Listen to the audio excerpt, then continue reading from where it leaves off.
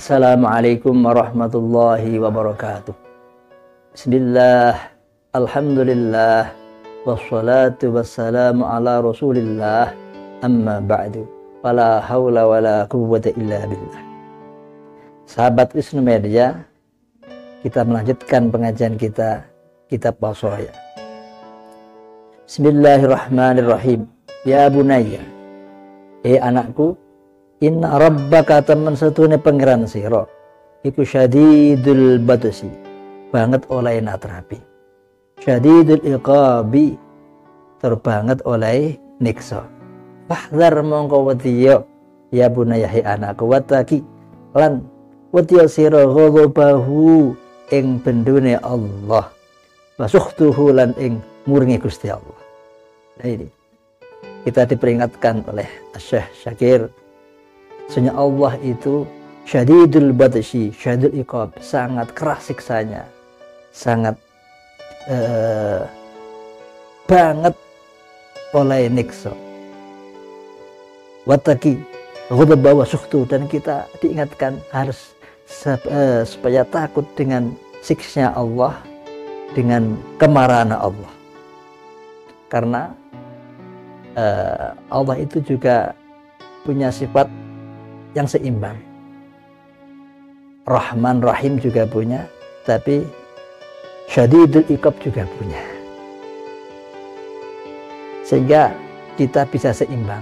Roja dan khauf itu harus seimbang. Jangan hanya roja saja, tapi khauf juga harus ada. Ini diingatkan supaya kita awal-awal kita belajar bertakwa ini. Sesungguhnya Allah itu syadidul batsi, syadidul iqab. Allah juga maha menyiksa. Sehingga kita juga harus belajar tentang cerita-cerita tentang bagaimana itu neraka, bagaimana itu siksa kubur, bagaimana itu nanti di alam akhirat ada hisab, ada mizan, ada mahsyar, ada dan sebagainya.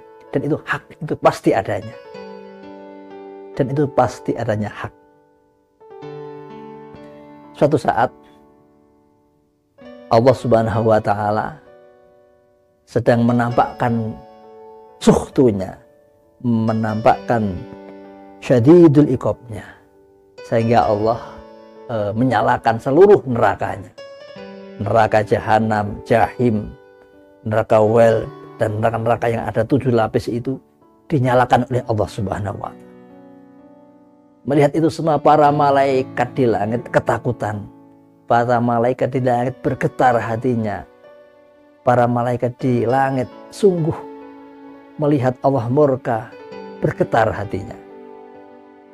Sehingga malaikat Jibril sebagai ketua malaikat juga ikut bergetar hatinya, takut melihat kemurkaan Allah ketika menyalakan neraka-nerakanya. Maka malaikat Jibril punya inisiatif untuk sowan kepada Nabi Muhammad. Karena Nabi Muhammad itu adalah sumber rahmatnya Allah.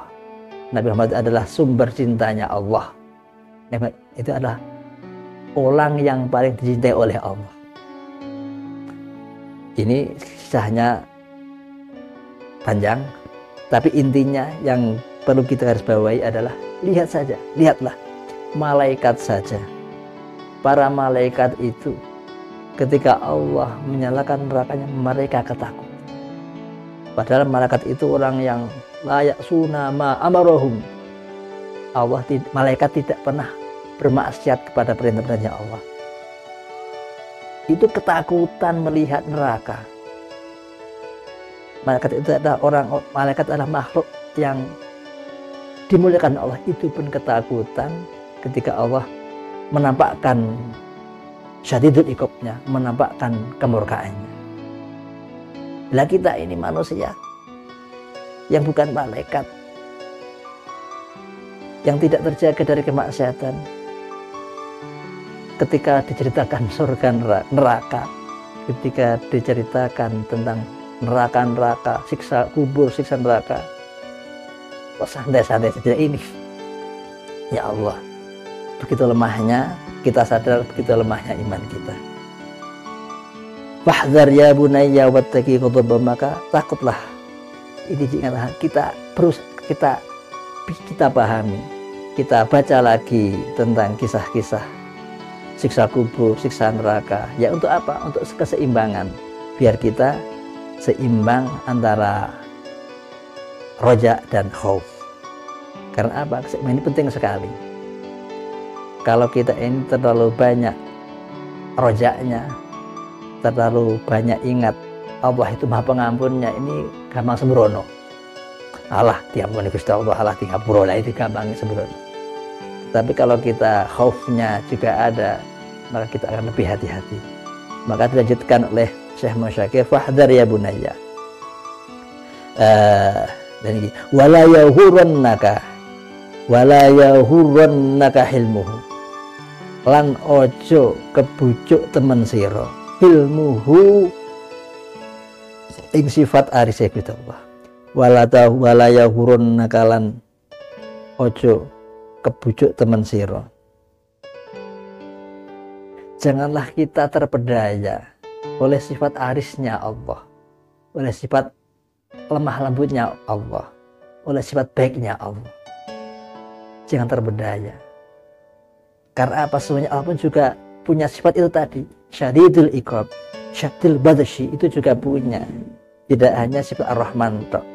Jangan terpedaya.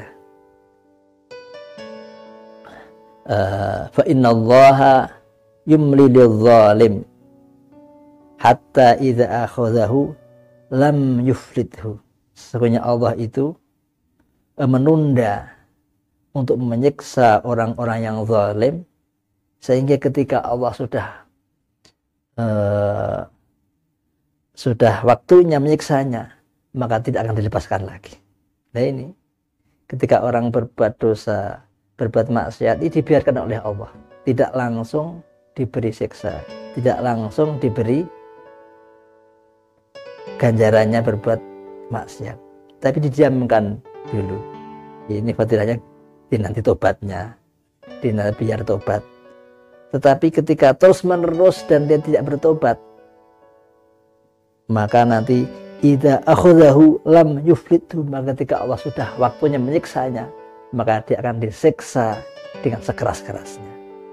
Maka akan dia diberi ganjaran atas perbuatan kemaksiatan. Memang untuk di dunia ini ya dibiarkan dulu memang. Inna Allaha yumli itu ya dibiarkan dulu, dijarne sih, nggak langsung disiksa, nggak langsung diberi hukuman, tapi dinanti. Yang hikmahnya biar tobat dulu, biar sadar. Tapi kalau tidak tobat, bangkah maksiat saja, bangkah berbuat dosa saja ini. Hatta idza akhadhahu lam yuflithu, maka ketika nanti waktunya Allah menyiksanya, waktunya Allah bertindak atas kesalahannya, maka lam yuflithu, tidak akan dibiarkan, tidak akan dicolkan, akan dimunculkan sifat Allah, akan ditampakkan sifat Allah syadidul badshi wa syadidul iqab.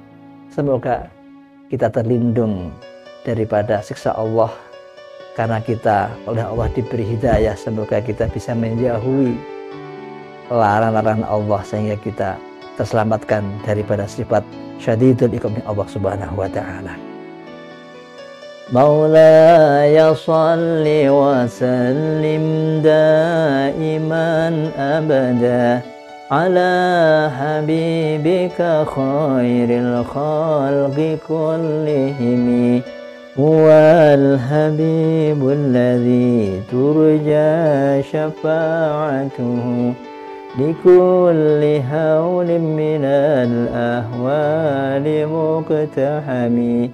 Ya Rabbi bil Mustafa balligh maqasidana waghfir lana ma madha ya wasi'al karami. Subhanakallahumma wa bihamdik asyhadu an la ilaha illa anta astaghfiruka wa atubu ilaik.